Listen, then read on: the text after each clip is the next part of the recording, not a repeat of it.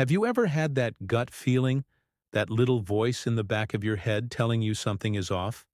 I ignored it for months. My wife, Sarah, and I had been married for 5 years. We were that couple, the one everyone said was perfect.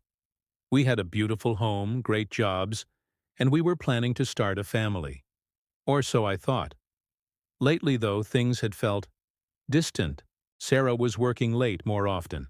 Networking events, she called them.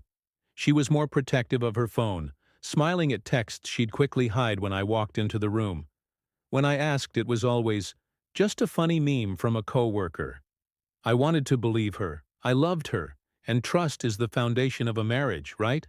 So I pushed my doubts down, telling myself I was being paranoid, that the stress from my own job was making me insecure. The distance grew. Our conversations became superficial, revolving around chores and bills. The laughter that once filled our home was replaced by a quiet tension. Intimacy felt like a chore for her, and she'd often say she was too tired. I tried to bridge the gap. I planned date nights, bought her flowers, suggested a weekend getaway. She'd smile, say it was a sweet idea, but then a last-minute work emergency would always come up. Each cancellation felt like a small paper cut, insignificant on its own, but collectively, they were bleeding me dry. My self-esteem plummeted. Was I not enough? Was I boring? I started questioning everything about myself. One Tuesday, I was supposed to be on a business trip until Friday. We had a video call the night before, and she seemed almost relieved that I was leaving.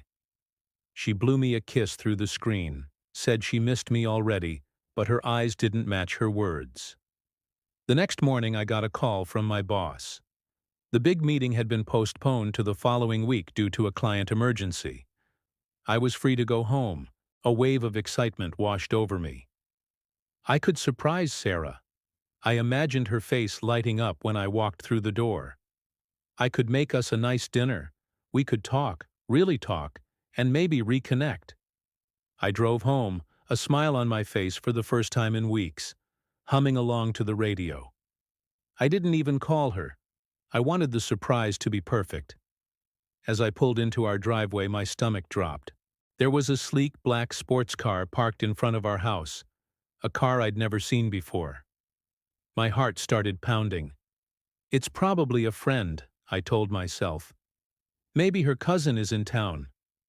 I tried to rationalize it, to silence that screaming voice in my head. I quietly unlocked the front door, my hand trembling slightly. The house was silent, but as I tiptoed further in, I heard it. Laughter. Coming from our bedroom. It wasn't just Sarah's laugh. There was a deep, male voice joining hers. My blood ran cold. Every rationalization, every excuse I had made for her behavior, evaporated in that instant. I stood frozen in the hallway, my half-packed suitcase still in my hand. It felt like time had stopped. Should I leave? Should I confront them?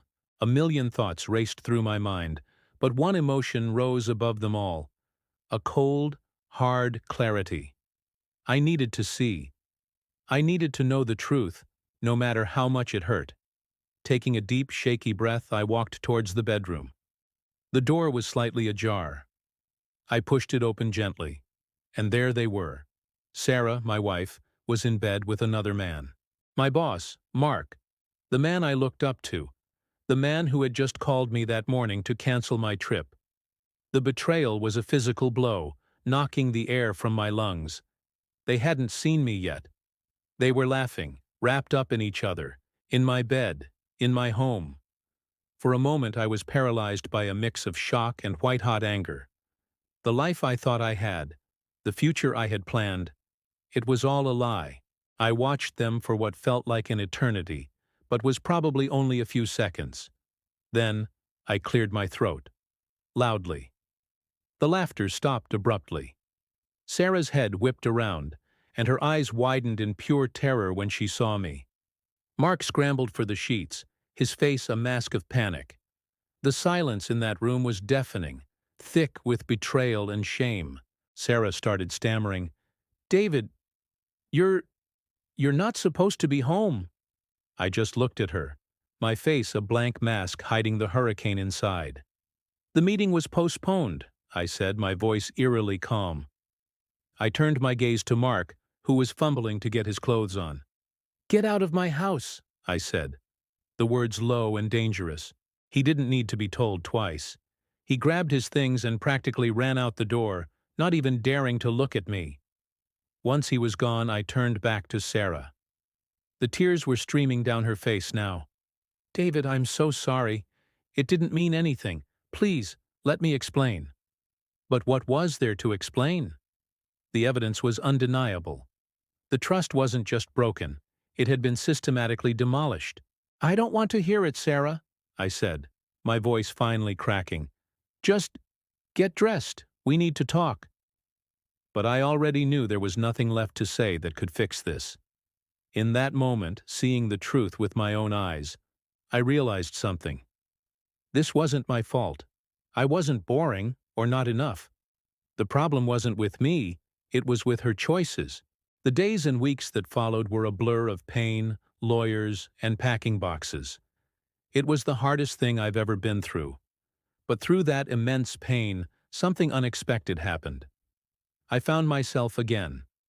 Free from the constant anxiety and self-doubt, I started to heal. I focused on my work, reconnected with old friends, and rediscovered hobbies I'd let slide. Discovering the truth that night was devastating, but it was also liberating. It forced me to close a chapter of my life that was built on a lie and start a new one, this time built on self-respect and honesty. It taught me that sometimes the most painful endings are just the beginning of a much better story. You can't control what other people do, but you can control how you react, and you can always choose to build a better future for yourself. Thank you so much for listening to my story. If you've ever been through something similar, know that you are not alone and that healing is possible. Please hit that like button if this resonated with you, and subscribe for more stories. See you next time.